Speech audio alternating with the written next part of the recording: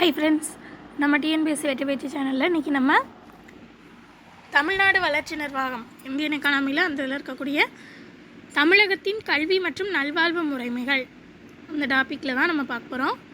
So அதில் முதல்ல நம்ம பார்க்கக்கூடியது வந்து இந்தியாவில் கல்வி வளர்ச்சி. தமிழ்நாடு பார்க்கறதுக்கு முன்னாடி முதல்ல இந்திய அளவில் முதல்ல கல்வி வளர்ச்சி அப்படின்றது எப்படி வந்தது அப்படின்றத முதல்ல பார்க்கணும்.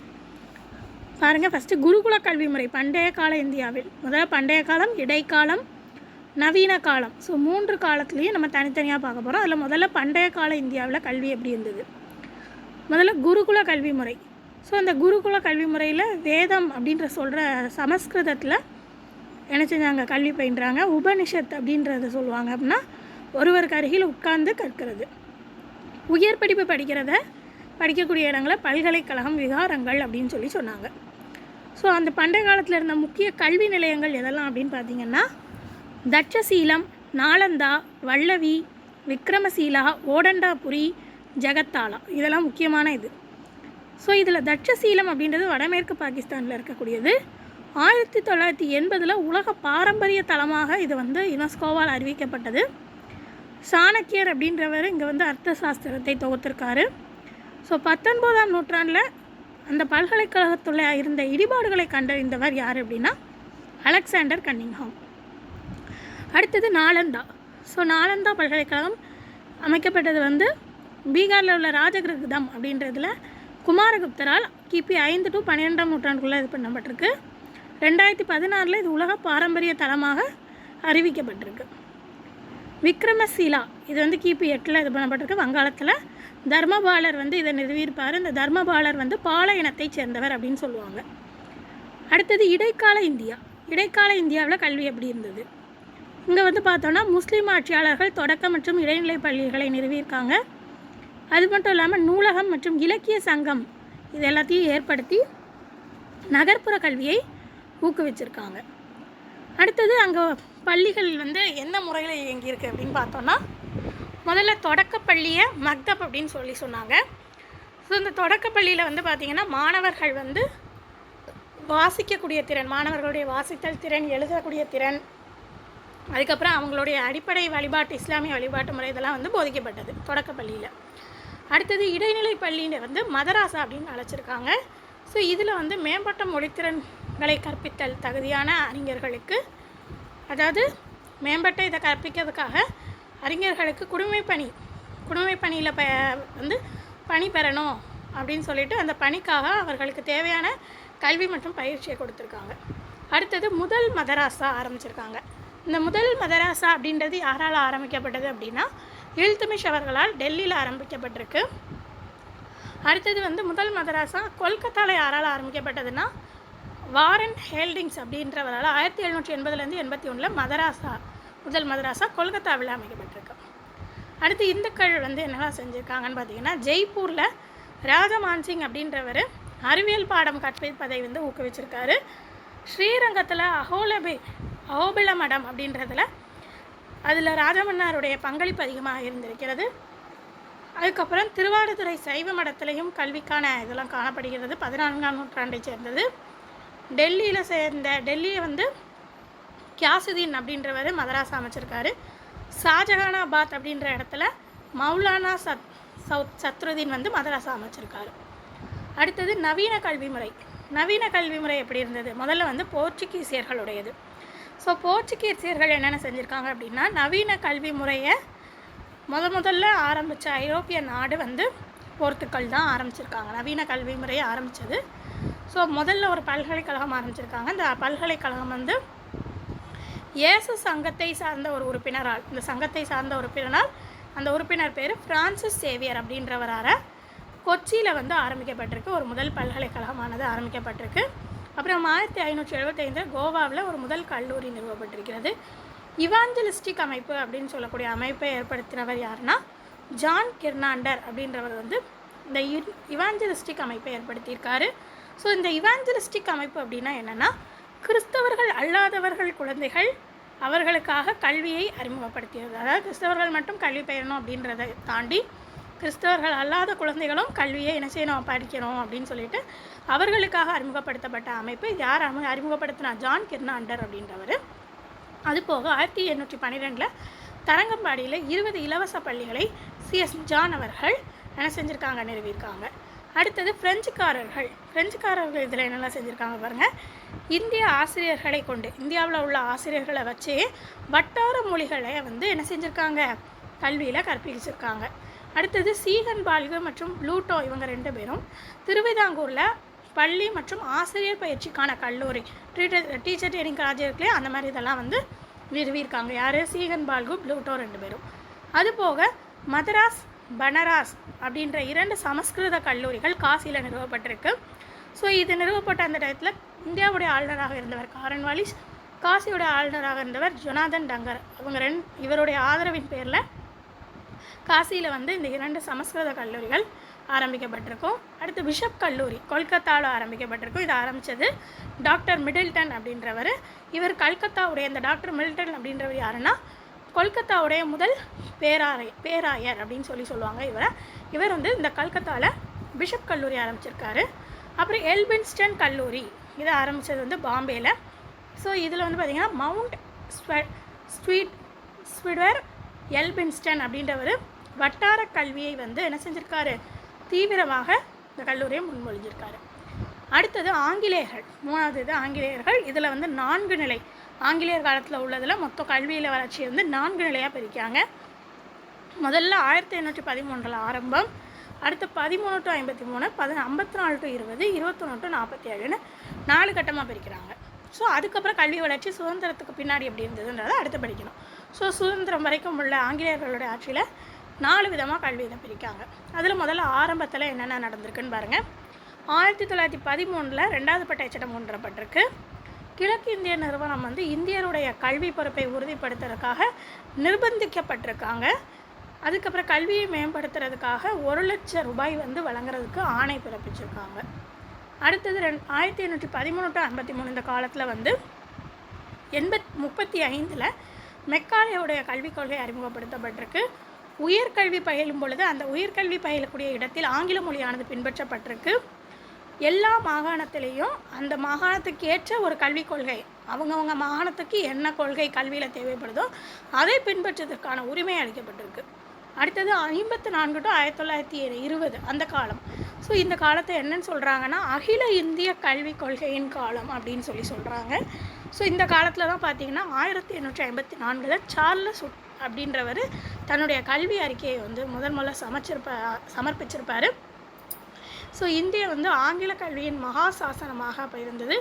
அனைத்து நிலை மக்களும், எந்த நிலையில் இருக்கக்கூடிய மக்களுக்குமே கல்வி கட்டாயமாக வழங்கணும் அப்படின்னு சொல்லிட்டு ஒரு முதல் அறிக்கை வந்து வெளியிடப்பட்டது. மாநில கல்வி மீது முழு கட்டுப்பாடு ஏற்படுத்தியது. மாநிலங்கள், ஒவ்வொரு மாநிலங்கள்லேயுமே கல்வின்றது கட்டாயம் அப்படின்னு முழு கட்டுப்பாடு ஏற்படுத்தப்பட்டது. அடுத்தது 1921 to 47. ஸோ இந்த பீரியட் பார்த்திங்கன்னா மாகாணங்களுடைய சுயாட்சி காலம் அப்படின்னு அழைக்கப்படுகிறது. ஸோ இந்த காலத்தில் தான் பொருளாதார பிணவந்தமும் 29 ஏற்பட்டிருக்கு. அதுக்கப்புறம் 35 இந்திய அரசு சட்டம் கொண்டு வந்து மாகாண சுயாட்சி அறிமுகப்படுத்தியிருக்காங்க. சார்லஸுடைய அறிக்கை வந்து தயாரிக்கப்பட்டது 1944. 1937 வரதா கல்வி திட்டம் கொண்டுவரப்பட்டிருக்கு. அதுக்கப்புறம் காந்தியுடைய அடிப்படை கல்வி திட்டம் அந்த காலத்தில் கொண்டுவரப்பட்டிருக்கு. அடிப்படை கல்வி திட்டத்துடைய அச்சாணியாக இருந்தது எதுனா அஹிம்சை கொள்கை தான் அடிப்படையாக இருந்திருக்கிறது. அதுக்கப்புறம் இந்திய தலைவிதி வகுப்பறையில் தீர்மானிக்கப்படுகிறது அப்படின்னு சொன்னது யாருன்னா கோத்தாரி அப்படின்றவர் சொல்லியிருக்காரு.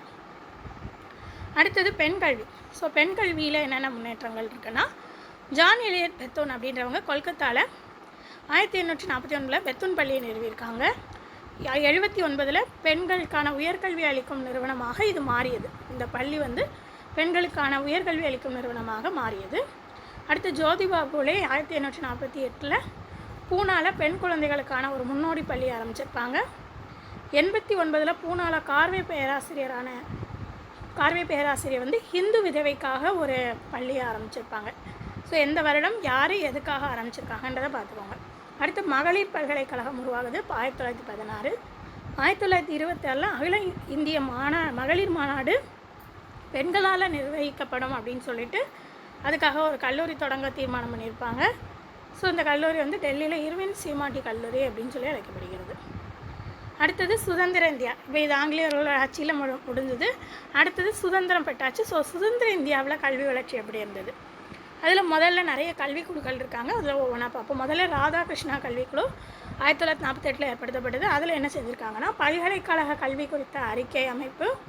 ஸோ அந்த கல்விக்கு என்ன அறிக்கை இருக்கோ, என்னென்ன செய்யணும் அப்படின்ற ஒரு அறிக்கை அமைப்பு இருக்கும் இல்லையா, அதோடைய பரிந்துரையின்படி உயர்கல்வியிலையும் என்ன தரத்தில் உயர்கல்வியானது எந்த தரத்தில் மக்களுக்கு அளிக்கப்பட வேண்டும் அப்படின்றதையுடைய பரிந்துரையின்படியும் அதோடைய தரத்தை நிர்ணயிக்க பல்கலைக்கழக மானியக் குழுவை என்ன செஞ்சுருக்காங்க, நியமிச்சிருக்காங்க உயர்கல்வியுடைய தரத்தை நிர்ணயிக்கிறதுக்காக. அடுத்தது இடைநிலை கல்விக்குழு 1952 to 53. ஸோ இதில் என்ன செஞ்சுருக்காங்கன்னா, இந்த இடைநிலை கல்வித்துறையில் புத்தகத்தை தர்றது, மக்களுக்கு புத்தகத்தை தர்றது, புத்தகத்துடைய தரத்தை உயர்த்துறது, தரதில்லை புத்தகத்தின் தரத்தை உயர்த்துறது, அதுபோக கற்பித்தல், மக்களுக்கு கற்பிக்கக்கூடிய முறையில் முன்னேற்றத்தை ஏற்படுத்துவதும் நிகழ்ந்திருக்கிறது. ஸோ அந்த குழுவுடைய தலைவர் யாருன்னா லட்சுமண சுவாமி முதலியார் அவர்கள்.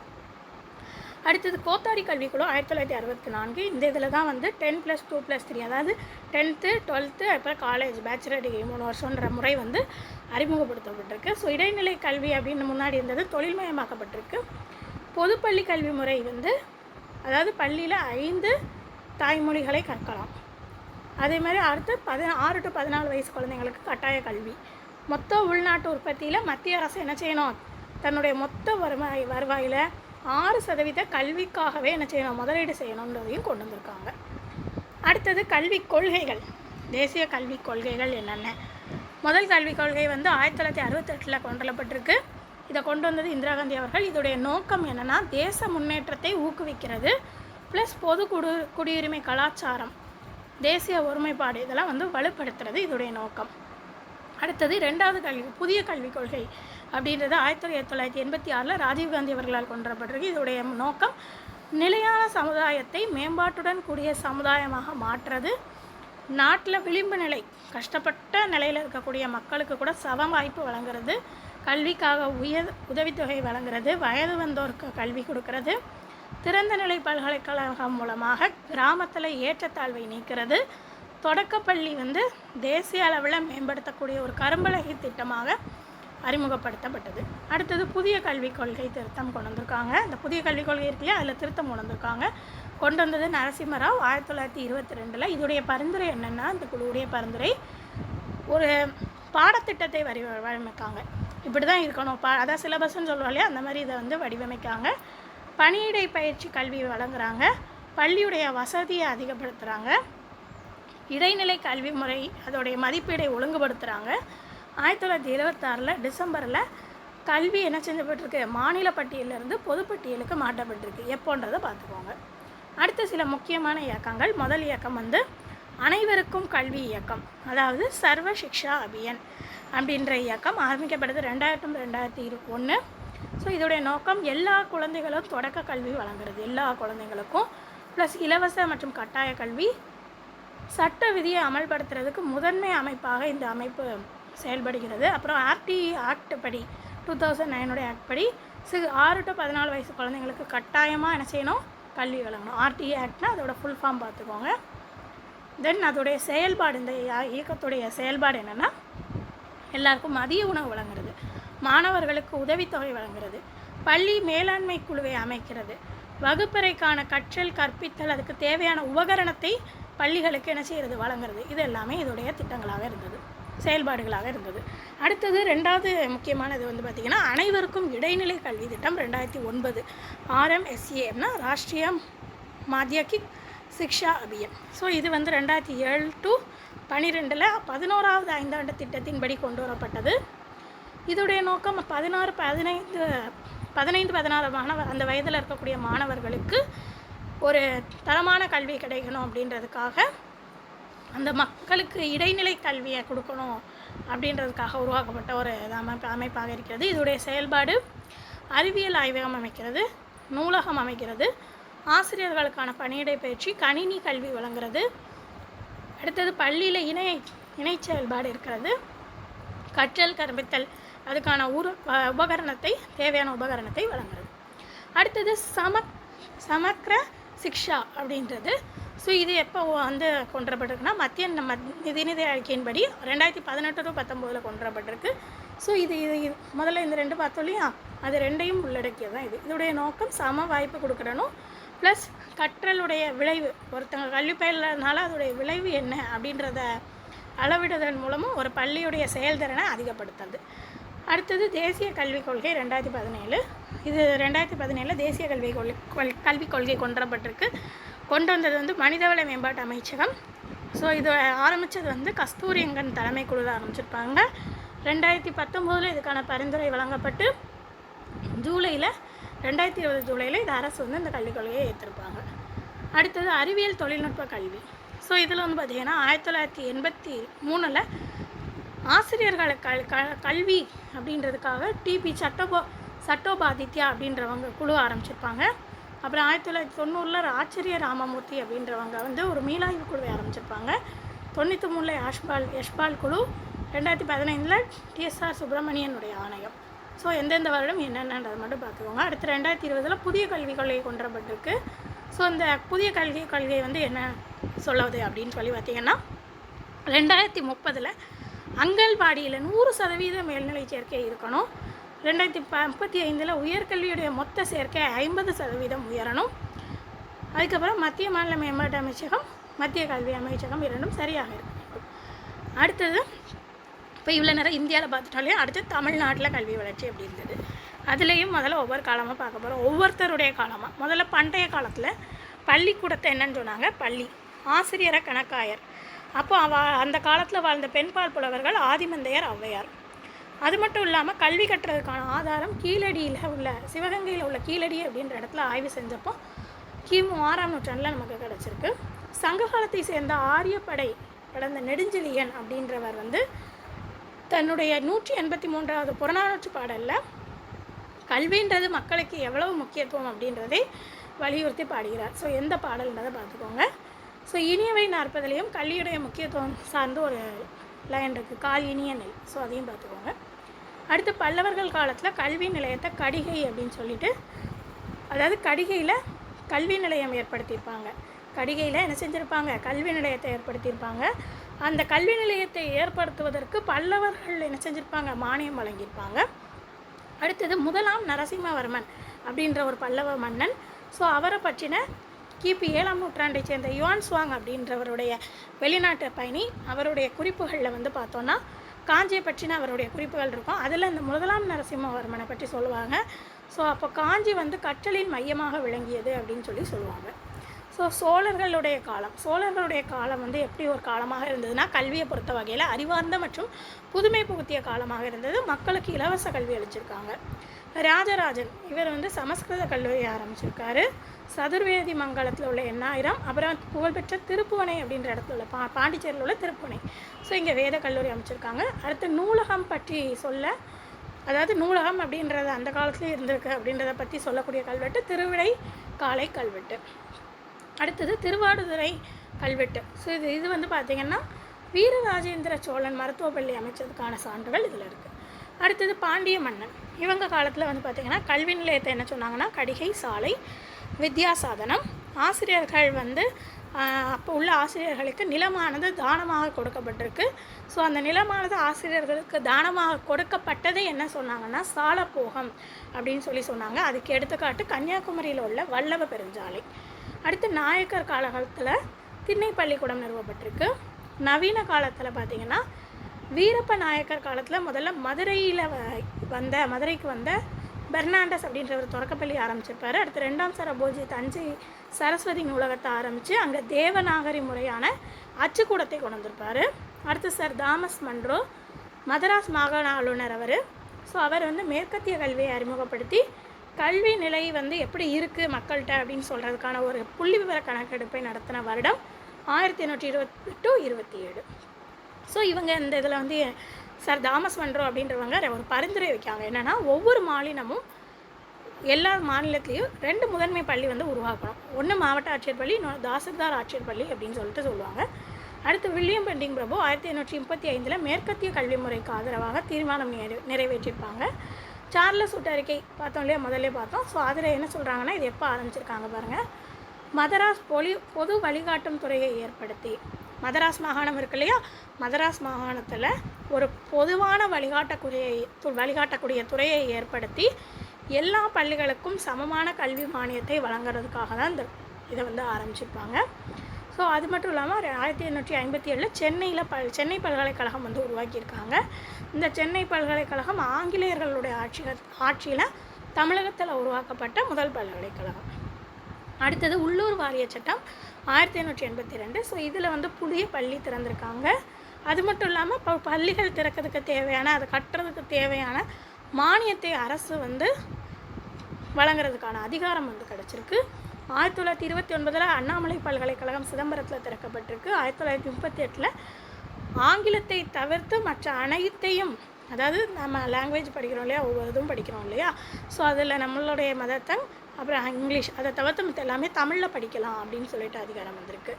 அடுத்து சுதந்திரத்துக்கு பின்னாடி தமிழகத்தில் இருந்த கல்வி சென்னை மாநில கல்லூரி நிறுவப்பட்டிருக்கு. ஸோ அதில் வந்து பாருங்கள், 1880 எழும்பூரில் உயர்நிலைப்பள்ளி, அப்புறம் இது வந்து கல்லூரியாக தரம் உயர்த்தப்பட்டது 1857. அடுத்தது 1975 காந்தி கிராம கல்லூரி நிறுவப்பட்டிருக்கு. 1971 தொலைதூர கல்வி அறிமுகம், 56 மதிய உணவு திட்டம் அறிமுகம், 82 சத்துணவு திட்டம் கொண்டுவரப்பட்டிருக்கு. இது போக பார்த்திங்கன்னா வாரணாசியில் வந்து குருகுல கல்வி வந்து பயின்றிருக்காங்க அப்படின்ற சான்று வந்து யார் கொடுத்துருக்காங்க அப்படின்னா பெர்னியர் அப்படின்றவர். அப்புறம் ஜெர்மனுடைய சமய பரப்பாளரான சீகன் பாகு வந்து தமிழ்நாட்டில் நமக்கு தரங்கம்பாடியில் முதல் பள்ளியை நிறுவியிருப்பார். நவோதயா வித்யாலயாஸ் அப்படின்ற ஒரு இது. ஸோ இதை கொண்டு வந்தது எப்போன்னா 7வது ஐந்தாண்டு திட்டத்தினுடைய காலத்தில் ராஜீவ்காந்தி அவர்களால் இந்த நவோதயா வித்யாலயாஸ் கொண்டு வந்தப்பட்டிருக்கு. இது வந்து ஒரு பள்ளி. ஸோ இது இப்போ ஜவஹர் அப்படின்னு அழைக்கப்படுகிறது. ஸோ முதல் நவோதயா பள்ளி வந்து மகாராஷ்டிராவில் உள்ள அமராவதியில் 1985 ஏற்படுத்தப்பட்டிருக்கும். அடுத்தது சமச்சீர் கல்வி. இப்போ நம்ம படிச்சுட்ருக்கோம் இல்லையா. ஸோ இது வந்து செப்டம்பர் 2006 முத்துக்குமரன் அப்படின்றவருடைய தலைமையில் 9 பேர் உறுப்பினர்கள் உள்ள ஒரு குழு. ஸோ அவங்க தான் வந்து இதை கொண்டு வந்திருப்பாங்க. இதோடைய அறிக்கை முதல்ல சமர்ப்பிக்கப்பட்டது 2007 ஜூனில், நடைமுறைக்கு வரப்பட்டது 2012 to 13 காலகட்டத்தில் இந்த சமச்சீர் கல்வியானது நடைமுறைக்கு வரப்பட்டது. ஸோ இதை தான் இப்போ நம்ம படிச்சுட்ருக்கோம். ஸோ இப்போ வந்து பார்த்திங்கன்னா இது வரைக்கும் நம்ம உள்ள இந்தியாவில் கல்வி வளர்ச்சி எப்படி இருந்தது, அடுத்து தமிழ்நாட்டில் கல்வி வளர்ச்சி எப்படி இருந்ததுன்னு பார்த்தோம். இது போக இந்த டாப்பிக்கில் நமக்கு முக்கியமான பல்கலைக்கழகங்கள் என்னென்ன, அது எங்கே எப்போ அமைக்கப்பட்டது, ஸோ இதெல்லாம் இருக்குது. இதை நம்ம அடுத்த வீடியோவில் பார்க்கலாம். இப்போ வரைக்கும் இதை ஃபுல்லாக படிச்சுக்கோங்க. ஸோ நம்ம நெக்ஸ்ட் வீடியோவில் அந்த மிச்ச டாப்பிக்கை பார்க்கலாம்.